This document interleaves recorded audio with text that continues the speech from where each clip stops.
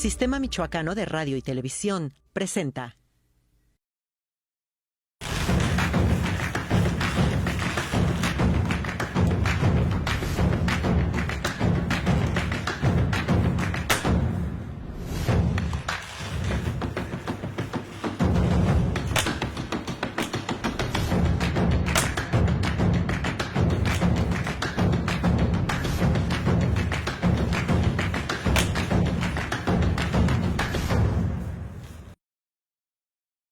¿Qué tal? Estamos en Mula de 6, en Morelia, en el restaurante Mesón de Tatabasco, en esta ocasión con el consejero electoral a nivel local, Adolfo Montiel, quien nos hablará sobre cuánto perciben él y sus compañeros y sobre todo la imagen del Instituto Electoral de Michoacán, si se compara con el Instituto Nacional Electoral, el INE, pero sobre todo que nos hable sobre la reforma electoral local que viene.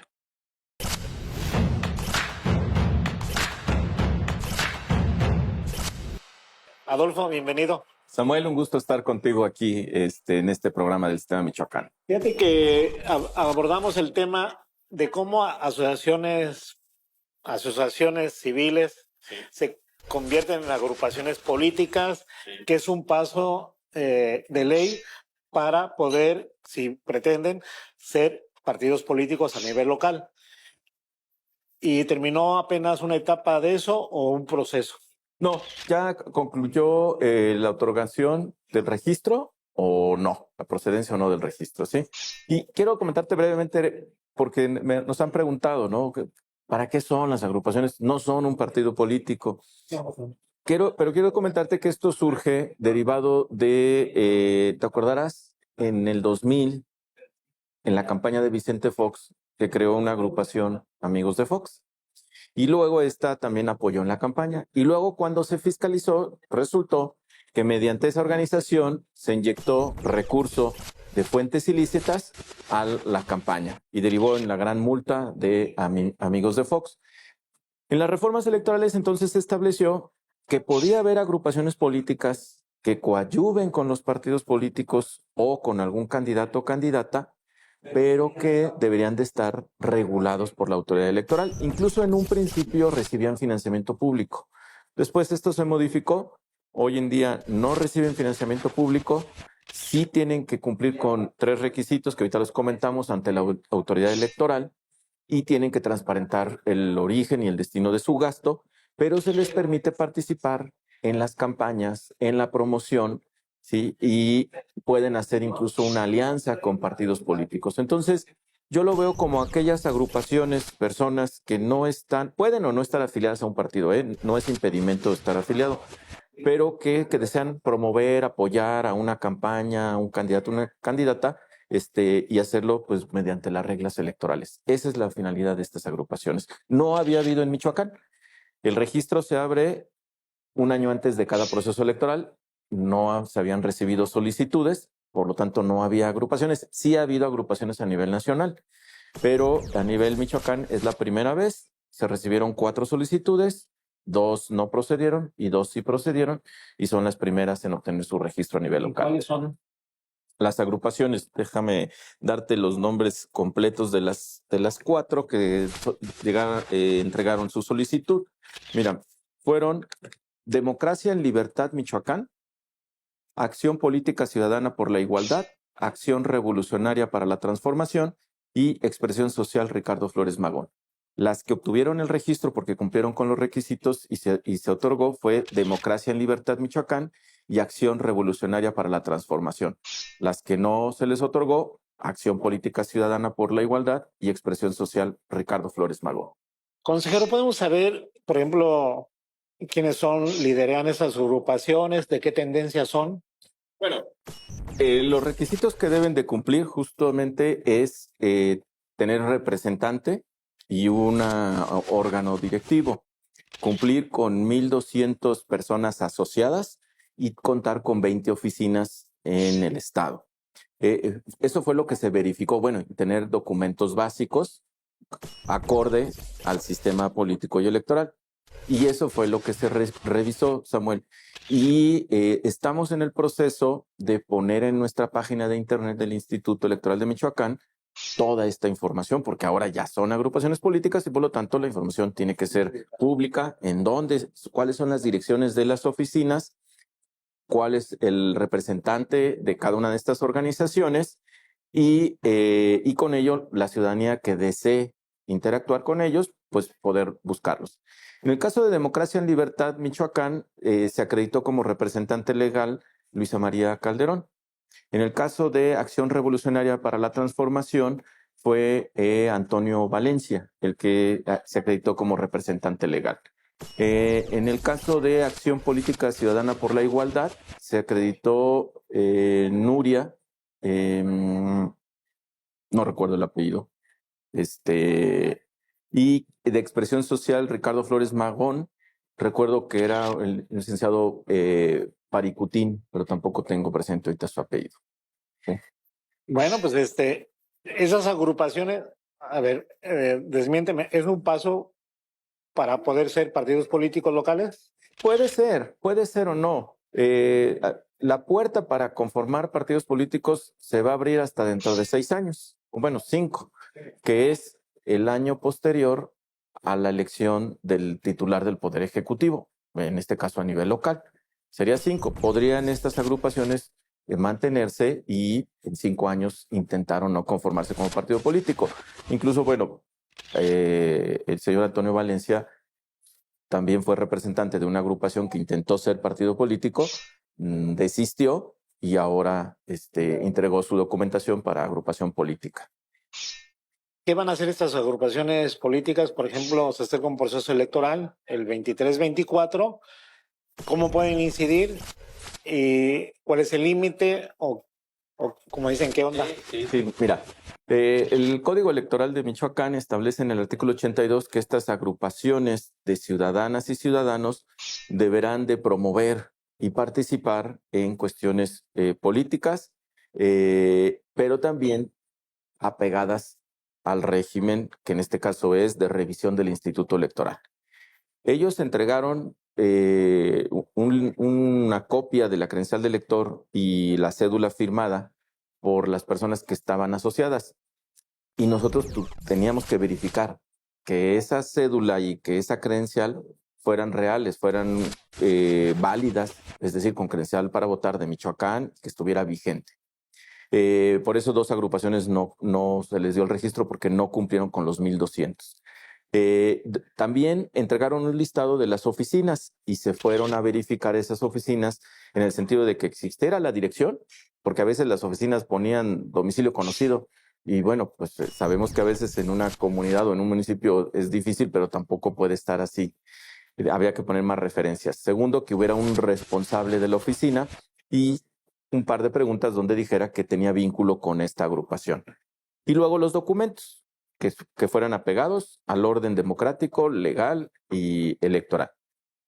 El código dice también en el artículo 84 que un motivo para perder el registro es que dejen de cumplir estos requisitos, que dejen de contar con 20 oficinas o que dejen de contar con los 1,200 asociados.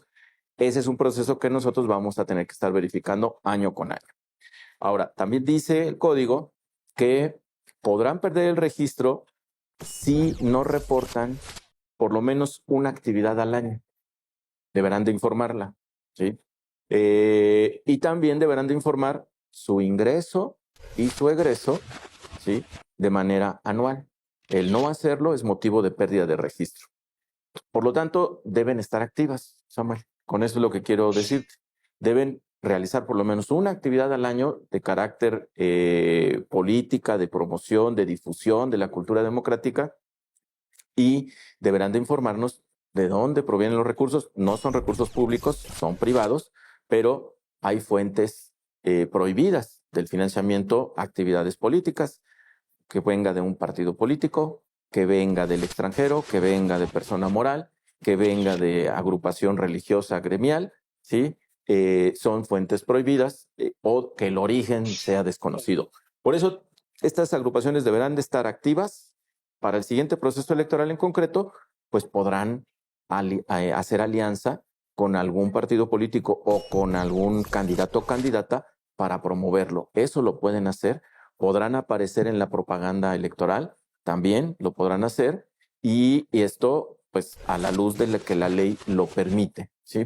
Es parte de sus actividades. No podrán aparecer en la boleta, ahí sí no, porque el candidato debe ser postulado por un partido político. Ellos no pueden postular candidato.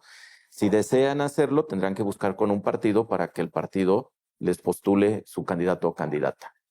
Entonces, para resumir, históricamente son las dos primeras agrupaciones de carácter político, pueden aliarse y después 5 años pueden, si quieren, participar para tratar de ser partido político a nivel local. Estamos con Adolfo Montiel, quien es consejero electoral del Instituto Electoral de Michoacán, en Mula de 6. Regresamos. Adolfo Montiel, como ustedes saben, consejero electoral. La pregunta es, como dicen, nos saltamos en el primer bloque. ¿Quién eres? ¿Cuál es tu formación? Tu trayectoria profesional y no profesional. Sí, Samuel.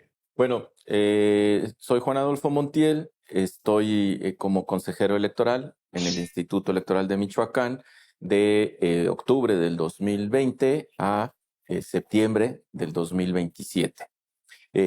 Anteriormente me he desempeñado en los órganos electorales, en el INE, en el IFE, ahí estuve desde el 2012 al 2018 y previamente en el Tribunal Electoral del Distrito Federal, así era antes, ahora Ciudad de México, también ahí estuve desde el 2007.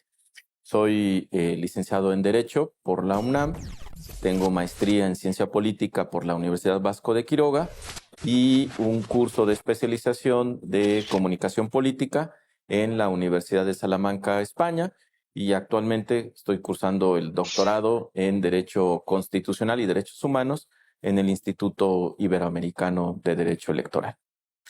Bajo esa trayectoria, te preguntaría, ¿es obligatorio que en Michoacán, caso particular de Michoacán, se espere una reforma electoral a nivel federal, si se hace o no, para dar paso a una reforma electoral a nivel de estado?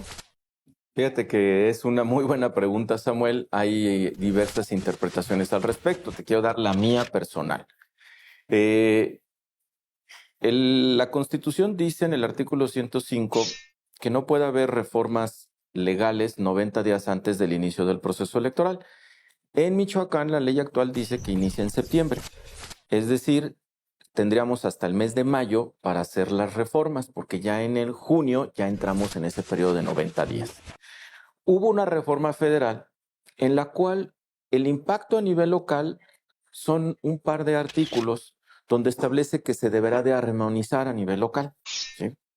Sin embargo, esta fue impugnada, se encuentra con efectos suspensivos y la Corte dijo que lo va a resolver antes de las vacaciones de julio, si es o no aplicable esa ley. Entonces, ¿qué escenario podríamos tener? Que en julio resuelvan si es aplicable, pero ya estamos en los 90 días. La Corte debería determinar cuáles son los efectos. O podría decir, no es aplicable y se sigue con el marco que se tenía, pero ya se nos pasó el tiempo para hacer reforma electoral. A nivel federal, una reforma electoral, si define la Corte en julio, Michoacán, por constitución, por ley, no puede mover nada. Ya no podría moverlo, exactamente. Aunque sea mandato federal. Tendríamos que ver, es que ahí la Corte debe definir cuáles son los efectos. Okay. Sí, porque como la ley se aprobó antes de los 90 días a nivel federal y a nivel local, pero se impugnó y se decretó su suspensión de aplicación, sí cumplió con haber sido publicada 90 días antes. Al resolverse la impugnación, la Corte puede modificar transitorios para la cuestión de los efectos, que ahí pueden ser varios. Pudiera decir la Suprema Corte, ¿sabes qué? No aplica. ¿Sabes qué? Sí aplica, pero ya estamos en los 90 días. Aplíquese pasando el proceso electoral 2024.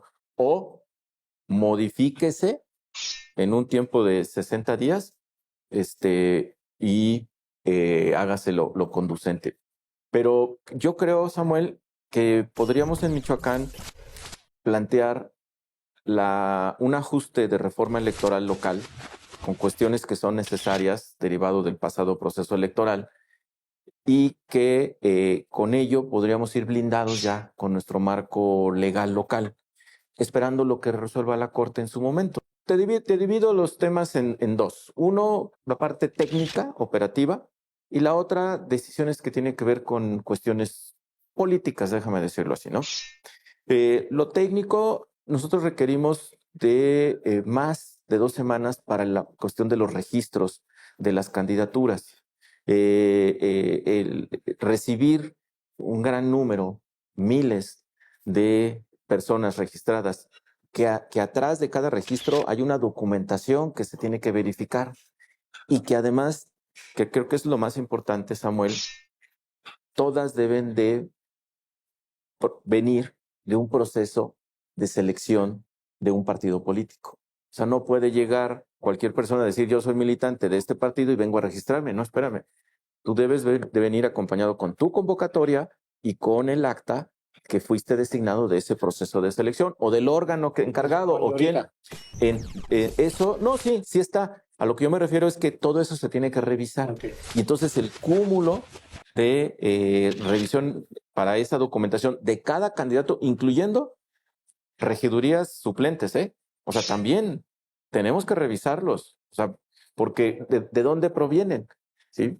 En 2 semanas se hace complicado, no solo para el instituto, sino para los partidos políticos, Samuel, porque pues ya no es el registro como era antes, sino ahora hay que cumplir otras cuestiones, condiciones.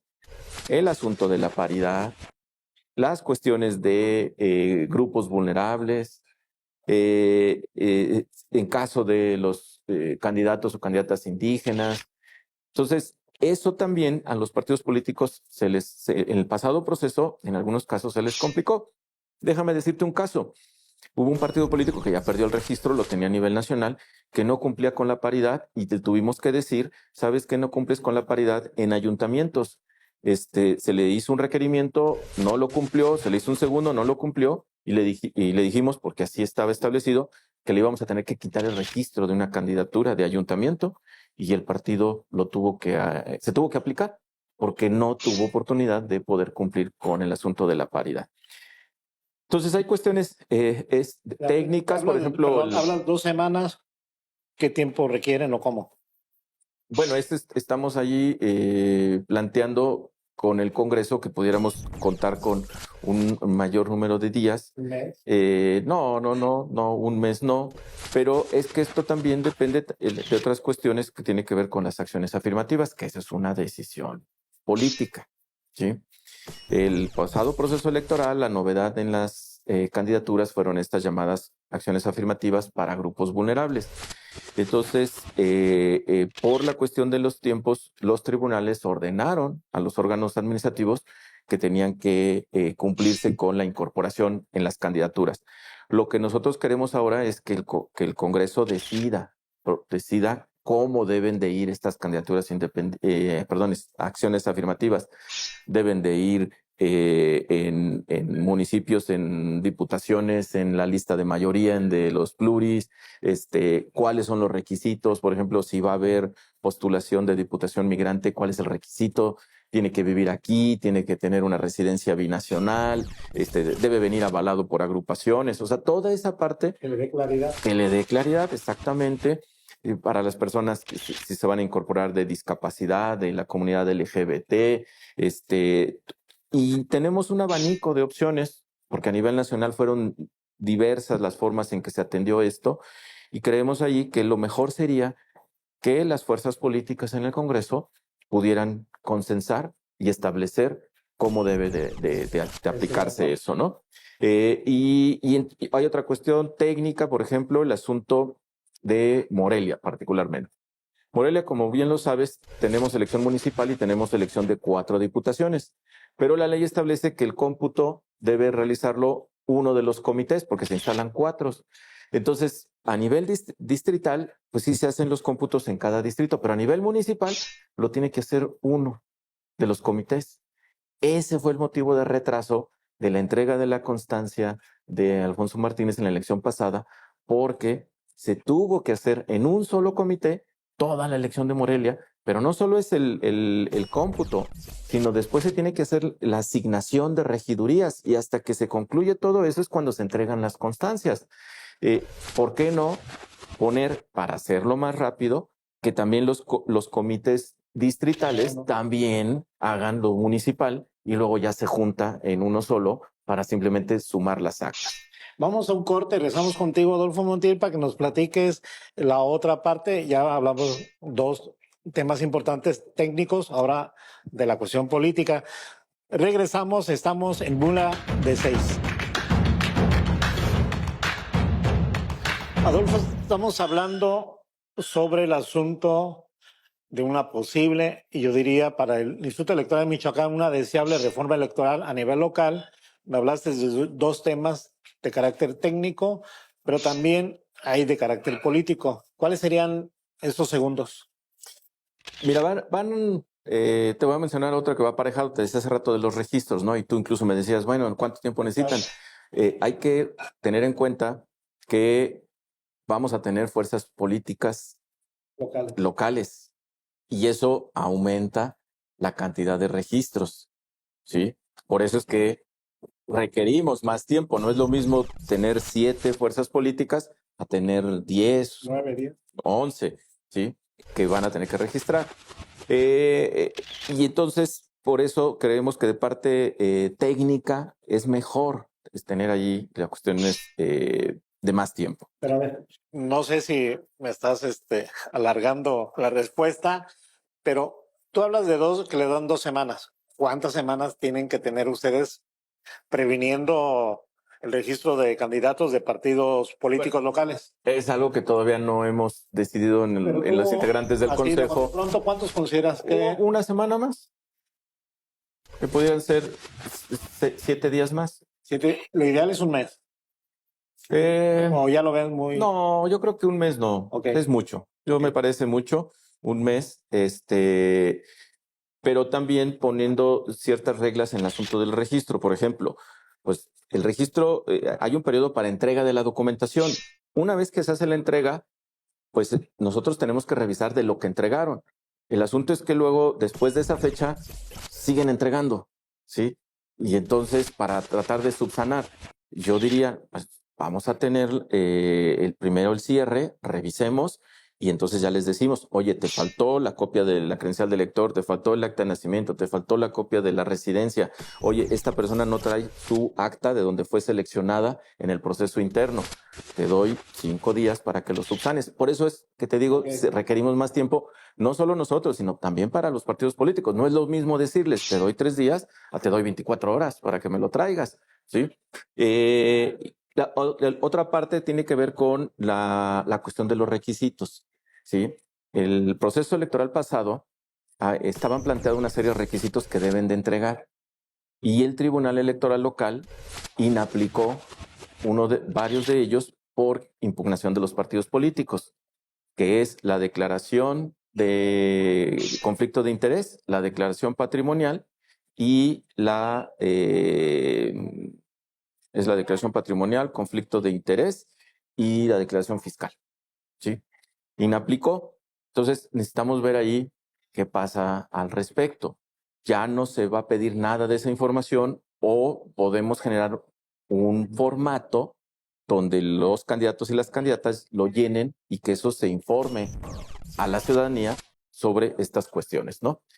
Esas son decisiones técnicas y políticas. Depende de los partidos políticos si así lo quieren o no, porque, a ver, estos requisitos fueron aprobados por el Congreso, no esta legislatura, obviamente, una anterior, pero luego ya cuando se aplicó, ya les pareció excesivo y lo impugnaron. ¿Pero por qué se logran filtrar gentes asociadas, reconocidas, percibidas como del crimen organizado, como candidatos?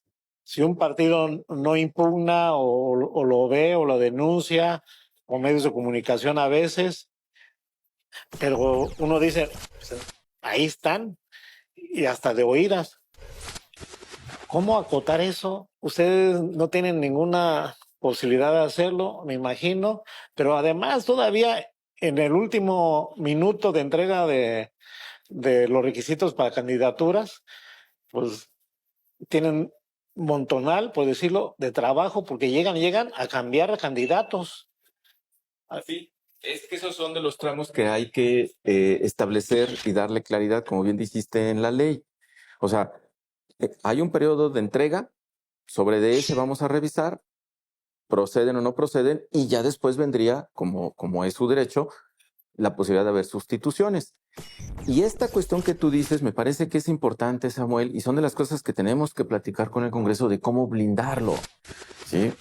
Nosotros, como autoridad, pues aplicamos lo que dice en la ley.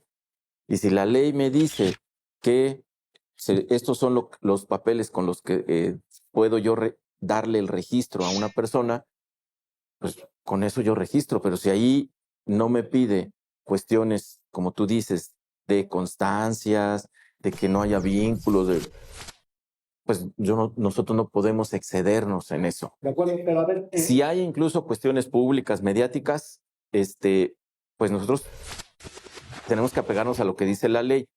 ¿Qué es lo que necesitamos, Samuel? Que el Congreso nos ponga y nos fije esas claridades, esas reglas para saber cómo hacerle. Se pedía, por ejemplo, la carta de antecedentes no penales, pero ya hubo un criterio en la Suprema Corte de Justicia que eso es excesivo. Sí, bueno, ok. ¿Cómo hacerle entonces? Lo cual no quiere decir que la Corte tenga razón. Es excesivo a lo mejor solicitar la carta de no antecedentes, pero a lo mejor habría que buscar otro mecanismo, ¿sí? O una cuestión que también ha sido motivo en últimos procesos electorales, que no, y bueno, ya incluso ya se reguló, que aquellas personas que sean deudoras de pensión alimenticia tampoco no puedan ser registrados. ¿Ok? ¿Cómo vamos a hacer para nosotros, institutos, saber qué personas están en esa situación y por lo tanto no procede su registro? ¿Sí? Son detalles técnicos y saber si estaríamos en lo correcto o estaríamos a lo mejor violando derechos político-electorales, porque acuérdate que, a ver, la postulación de una candidatura es un derecho fundamental y no se puede restringir para, claro, no son absolutos, sino por causas justificadas. Pero a ver, entonces, los partidos políticos recae la mayor responsabilidad si dejan pasar candidaturas, lo voy a poner de esta manera, sospechosas o que se perciben que están gente del crimen organizado detrás o que son ellas, etcétera. Los partidos deben ser, recae la mayor responsabilidad, así es. Pues son el primer filtro, son los que están haciendo las postulaciones, tienen un proceso interno de selección. Ellos saben, conocen bien se supone, sí, las dirigencias a sus militantes, ¿no? Así y es. quién llega externo y quién no llega y sus antecedentes, su percepción. No se puede hacer nada en ese sentido para acotar esas filtraciones, digamos, de candidaturas sospechosas. ¿En ese sentido? Se establece una mesa de coordinación de seguridad para cada proceso electoral. Creo que desconozco si el pasado proceso electoral, por cuestión de la pandemia, qué tanto estuvo trabajando la mesa. Digo, fue el presidente, estuvo yendo a la mesa. Pero, por ejemplo, ahí podrían justamente hacer una revisión de las candidaturas en cuestión de antecedentes con las instancias que tienen esa información. Nosotros no las tenemos, ¿sí? Nosotros no sabemos, ¿sí? Si hay o no alguna demanda, alguna carpeta de investigación, no, lo desconocemos. Y ahí podría ser una cuestión que los partidos políticos lo supieran, ¿no? A mí me parece que deben ser ellos los primeros, que oye, a ver, este candidato, esta candidata trae estas cuestiones, ¿no? Para que tú lo valores, tú lo sepas, ¿sí? Y de ahí determinar si eso es suficiente para impedir el registro de una candidatura. Porque a veces, Samuel, digo, yo sé que debemos de cumplir con la ley, aunque a veces nos parezca que es muy laxa, pero por una sospecha no puedes impedir que alguien se pueda registrar, ¿no? A una candidatura. Deben ser cuestiones concretas o antecedentes. Ahorita no se puede hacer. Los diputados locales, a mi entender, no tienen intención de hacer una reforma electoral local si no viene la federal o si no se define las propuestas de reforma electoral a nivel federal. ¿Así es? No lo sabemos, Samuel. Okay. No hemos platicado con ellos. Estamos justo iniciando ya el acercamiento, ¿sí? Por diferentes circunstancias. No lo habíamos hecho, pero ya el presidente del Instituto Electoral entra en contacto con el Congreso, la Comisión de Asuntos Electorales y, bueno, ahora con la recomposición que hay en el Congreso, estaremos también acercándonos para hacerles estos planteamientos, decirles qué se requiere de ajustes a nivel local y qué decisiones políticas se requieren tomar para que ellos puedan valorar en un escenario, hacerlo en el mes de mayo, independientemente de lo que resuelva la Corte con el Plan B. Antes de un corte, nomás quiero que me digas si ustedes como Instituto Electoral de Michoacán, el Consejo General, o más bien los consejeros, el Pleno del Consejo, ¿tienen una propuesta de reforma electoral local? Sí. Ok. Vamos a un corte y regresamos con Adolfo Montiel, consejero electoral. Regresamos a Mula de 6.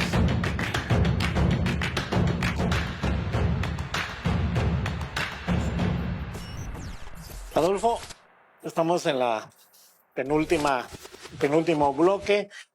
Comentar la situación de, a ver, el Instituto Nacional Electoral, el INE, ha sido vapuleado por presuntos, yo diría, excesos en gastos.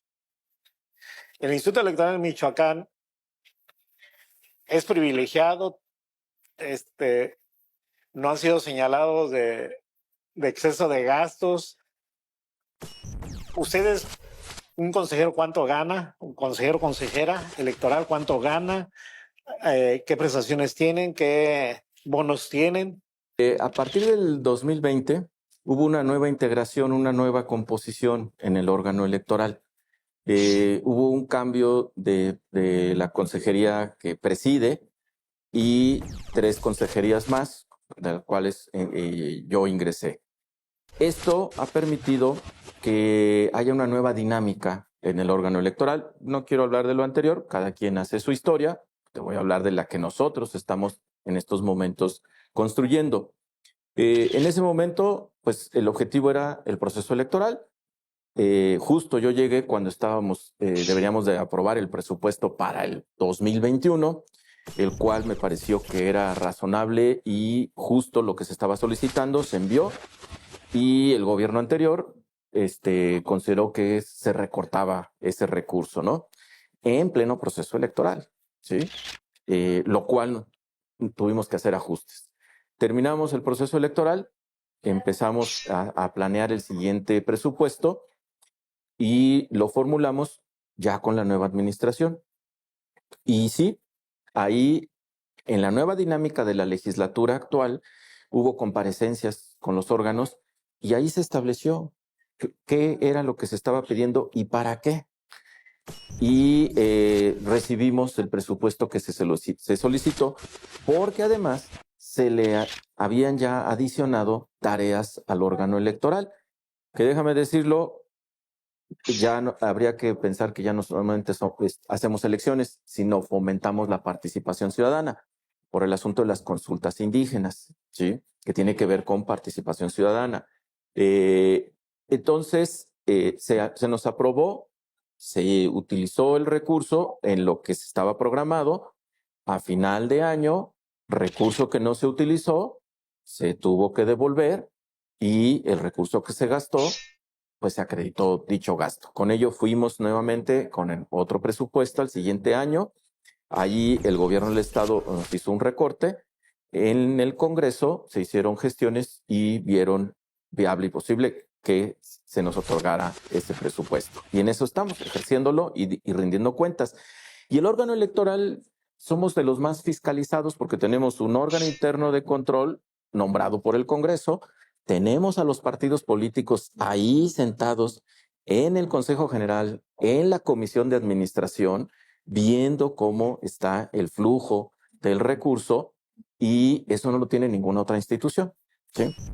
En cuestión de los ingresos, bueno, tenemos el ingreso que se ha establecido cuando yo llegué y que no ha sido motivo de ningún aumento, Samuel, ni siquiera por cuestión de la inflación, ¿eh? Tú ubicarás que cada año hay un aumento en la burocracia de ajuste por inflación. Nosotros no hemos dado ese ajuste, no lo hemos dado. Y tenemos el mismo ingreso, tenemos la prestación de un vehículo, vales de gasolina, vales de despensa, ¿sí? Y un fondo de ahorro. ¿Sí? El ingreso neto, que es consultable en la página de internet de un consejero en el estado de Michoacán, está en los 85,000 pesos mensuales, ¿sí? Y de ahí para abajo tenemos nuestro tabulador. Nosotros, una de las decisiones que hicimos fue quitarnos el seguro de gastos médicos, ¿sí? A nuestra llegada se quitó para el siguiente, no tenemos seguro de gastos médicos y eso es con lo único que contamos, ¿sí? Creo que es un ejercicio responsable. Creo que hemos transmitido al Congreso que el peso que llega se gasta en lo que se pidió y lo que no se gasta se tuvo que regresar. Déjame darte un ejemplo.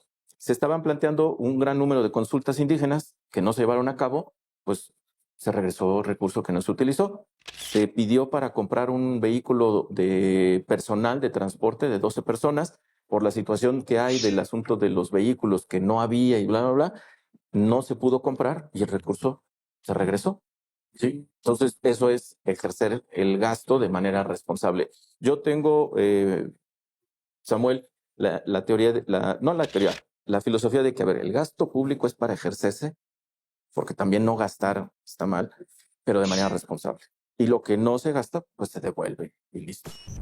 Fíjate que ha habido mínimo 3 casos en donde el Instituto Electoral de Michoacán se han visto envueltos en conflictos de carácter de uso de recursos. Un último, antes de que llegara Ignacio Hurtado Gómez, de consejero electoral presidente del Instituto de Michoacán, hubo uno antes. ¿Por qué? Yo diría, y que claro, no te corresponde, pero ¿por qué dar carpetazos a asuntos de, lo voy a poner en una palabra, de cochinero que ha habido? Ahorita, si me pides datos, te los doy más concretos, pero ¿por qué? ¿Y ustedes no vieron hacia atrás el último consejo que hubo, eh, la actuación del consejero presidente? Hablo de Ramón Hernández, quien me extrañó que concursara para consejero electoral federal, pero bueno, y que llegara casi a semifinales. ¿Por qué dar carpetazos?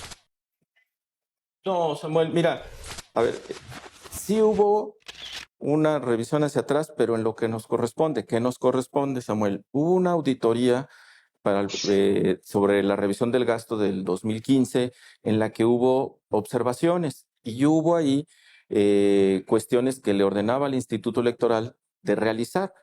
Yo cuando llego, justamente hay parte de esas observaciones que correspondía aprobar. Por ejemplo, el asunto de bonos, ¿sí? La auditoría dice, es que no hay lineamientos para bonos. No es que estén prohibidos, pero deben de estar establecidos y no había lineamientos para establecer cuándo y cómo se aplican bonos. En la materia electoral, no solo en Michoacán, en todos los órganos electorales, todos, incluyendo el INE, todos, no se pagan horas extras en proceso electoral, pero la ley establece que dará un bono por proceso electoral. No había lineamientos, se emitieron los lineamientos. Ya hay lineamientos de cómo son los bonos, ya hay lineamientos de cómo son las liquidaciones del personal, ¿sí? Que fueron producto de la auditoría. Eso es lo que en lo personal, Samuel, me correspondió. Ahora, los otros señalamientos que hay ya estaban en otras instancias, ¿sí? Sí. Ya correspondían en otras instancias. Lo desconozco, Samuel, porque son ejercicios del año anterior que ya le compete a quien estaba en ese momento de defenderse y desconozco si ya se resolvió en la siguiente instancia. Yo revisé lo que nos correspondía, que teníamos que aplicar, porque así nos lo mandató la Auditoría Superior, y obviamente para el ejercicio ya de mi gestión como integrante del órgano, pues también aplicarlo como debe de ser, ¿no? A ver, Por eso te hablaba yo de los recursos. Cuando quedan, se regresan. O sea, no es de que se distribuyan, ¿no? A ver, esto ya no aunque se también gastó. no es una buena Se señal que regresa. queden recursos y se regresen. Pero se pueden regresar por economías. Tú planteas que vas a gastar 100 pesos, cuando vas a una licitación te salen 80, pues lo regresas, porque además uno de los requisitos para hacer licitaciones te piden que tengas el monto máximo, porque si no tienes el monto máximo ya estarías direccionando a que la que te plantea un monto superior no es viable porque no tienes el dinero. Ustedes han tanteado, vamos a hacer un corte para que me eches la mano con una respuesta breve. ¿Cuál es la imagen del Instituto Electoral de Michoacán en esos momentos? ¿Qué tanta credibilidad tienen? Regresamos mejor y me respondes. Estamos en Mula de 6, regresamos.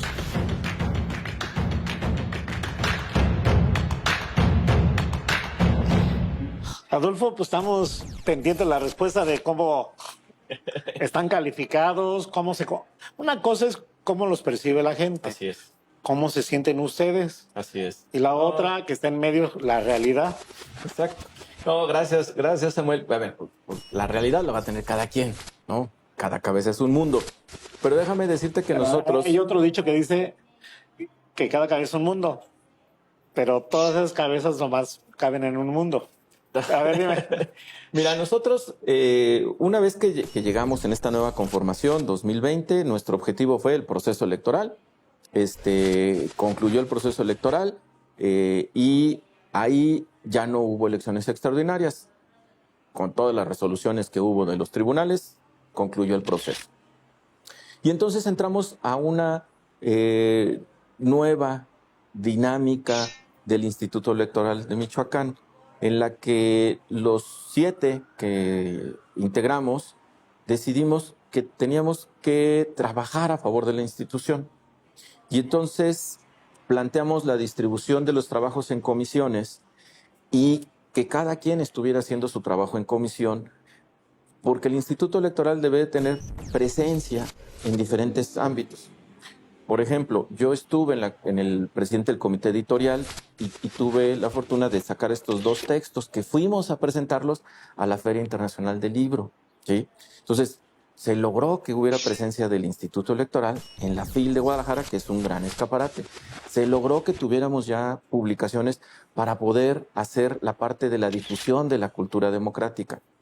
Otras comisiones, por ejemplo, te puedo hablar, la de los asuntos de pueblos indígenas, ha estado trabajando en la parte de las consultas, en el acercamiento de la renovación de autoridades y hemos tenido ahí una buena dinámica. A veces no compaginan los criterios, pero finalmente hay una instancia que los puede atender a los que se les recibe, escucha y se procesa su petición.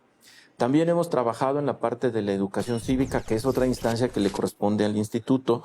Desde infancias, juventudes, hubo un evento en Pátzcuaro, en el marco previo al Día de Muertos, se ponen los toldos en toda la plaza y allí se hizo un talleres de educación cívica con las escuelas que hay para que acudieran ahí y vinieron de diferentes órganos electorales a dar esos talleres.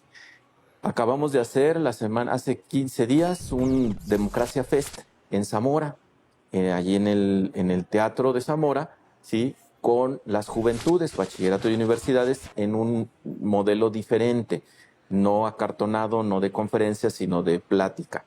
Y esto te lo comento, Samuel, para que veas que hemos decidido estar haciendo actividades para que la ciudadanía perciba a un instituto electoral que recibe su recurso y que lo está utilizando en lo que corresponde, ¿sí? Tenemos contacto permanente con la comunidad LGBT porque están interesados en que ahora su participación en el proceso electoral sea de manera más visible, ¿sí? Tenemos también contacto con comunidad de discapacitados para trabajar también esa parte de cómo traducirlo en representación.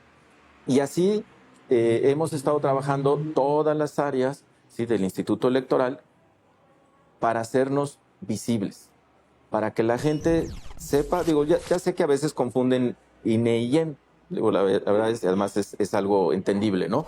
Pero no importa, que la gente, la ciudadanía, los michoacanos, las michoacanas, vean a un instituto gubernamental que está trabajando. Comunidad migrante también.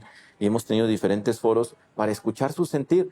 Hay cosas que sí nos competen, hay cosas que no nos competen y vamos a la instancia correspondiente, que es el Congreso, o a veces hasta el INE, para que ellos ahí lo manifiesten. Y entonces, resumiendo, ¿cuál es la percepción que ustedes creen que tienen hacia el exterior?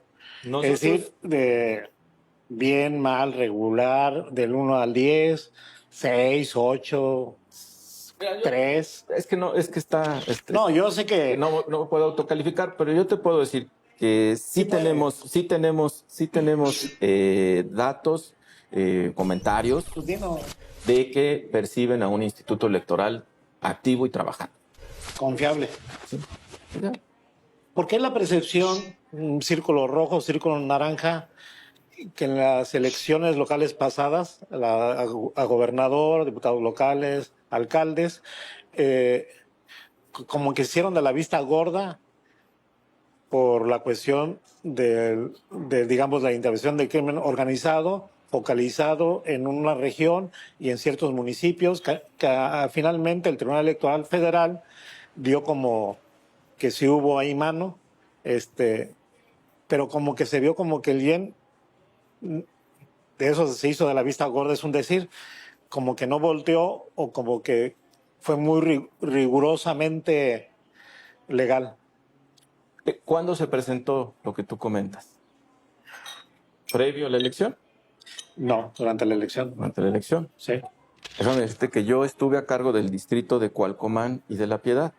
Yo fui a visitar al comité de Tepalcatepec, de Aguililla no pude entrar porque estaba bloqueado. Fui a Tepalcatepec, fui a Cualcomán, a Aquila, a Coahuayana, no pude ir a Peribán porque ya no me daba, pero se me está yendo otro nombre previo.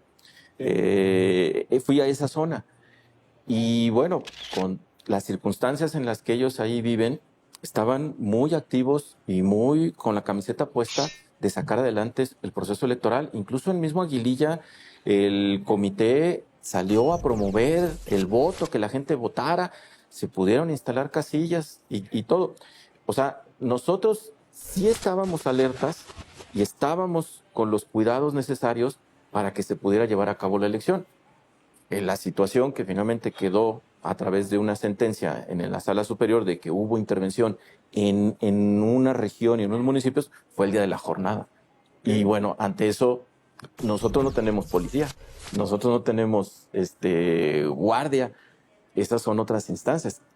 La Constitución y la ley dice quien tiene la obligación de velar por la seguridad y la protección de la ciudadanía, pues es el Poder Ejecutivo. Estamos sobre tiempo y me gustaría antes rápidamente ver el tema de la conformación de nuevos partidos políticos que están en la recta final. Tú me desmientes, 3 organizaciones presididas directa e indirectamente, una por el exgobernador interino Jesús Reina, el otro, el exdiputado local del PAN, Antonio Plaza, y otro por un líder transportista, José Martínez Pasalagua. Son los 3 la recta final. Tendremos 3 partidos políticos locales nuevos, ¿serán 2? No lo sé, porque la decisión es de manera colegiada. Yo soy presidente de la Comisión de Partidos Políticos y Prerrogativas. Te puedo hablar de qué se ha hecho rápidamente. La ley dice que en enero deben de entregarse las solicitudes de registro de partidos políticos, siempre y cuando hayan cumplido con el requisito anterior, que fue el año pasado, de hacer asambleas y de afiliar personas. Esto lo hicieron estas 3 agrupaciones que tú mencionas. Las finalistas, digamos. Fueron las que ya finalizaron. Y entonces procede ahora al instituto a hacer la verificación. Hay que verificar los números finales de afiliaciones, tienen que cumplir mínimo con 9,311 a nivel estatal. Deben de realizar asambleas, todos fueron por municipales, mínimo 75 asambleas municipales y la estatal constitutiva, y que sus documentos estén apegados con los principios democráticos y legales. Estamos en esa revisión. Y la ley dice que se tiene que revisar también el origen y destino de los gastos. Esta semana se resuelve la parte de la fiscalización y la próxima semana tendremos ya también el proyecto de si estas organizaciones cumplieron o no cumplieron. Entregaron su solicitud porque cumplieron las 75 asambleas y las afiliaciones. Pues sí, ellos dicen que sí. Estamos revisando y haciendo las compulsas para ver si esto concluye con el registro o no, en caso de que hubiera algún faltante. Bueno, llegamos a la parte final. Adolfo, te agradecemos la entrevista, la charla periodística. Creo que nos faltó un poco más hablar sobre ese tema de los partidos políticos locales, de su conformación, pero esperemos que haya otra oportunidad. Y pues le agradecemos que nos esté viendo y oyendo en Mula de 6. Gracias, Adolfo. Gracias a ti, Samuel, con todo gusto, las veces que sea necesario.